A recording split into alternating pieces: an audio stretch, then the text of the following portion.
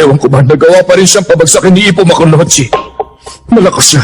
Masyado siyang malakas. Opo, alam ko na po yun, Coach. Second round, 2 minutes at 54 seconds, diba? Ako lang ang totoo nakakalam kung gaano kalakas si Ippo Makunochi. Yun naman pala eh. Bakit mo siya kakalabanin kung alam mo malakas siya? Isipan niyo to, Coach. Kilala ko ng champion na yun, kaya pwede ko siyang matalo.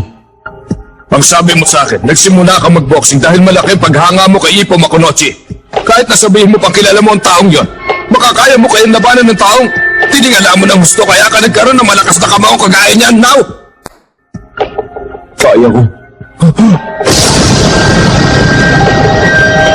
Makakaya kong pabagsakin ng champion.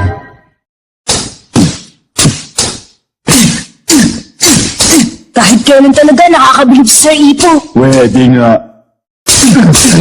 Ngayon na bata! Walang depensa si Hammer na pag nagpakawala siya ng suntok! Sige!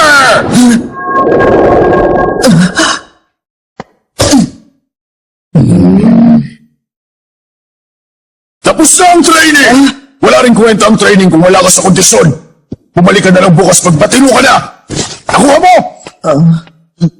Ay, baka naisip niya yung mukha ni Sukamichi kanino? Kung magpapatuloy pa to, magiging walang kwenta ang mga suntok niya. Di ba may pagka-emosyonal at iyakan din si Sukamichi? Eh baka mag-iyakan lang silang dalawa sa rin. Huwag muna kayong pakasigaw. Napadaan ka, Miss Mari. Ibang-iba na si Naomichi Yamada ngayon. Pumunta ka sa Aomori?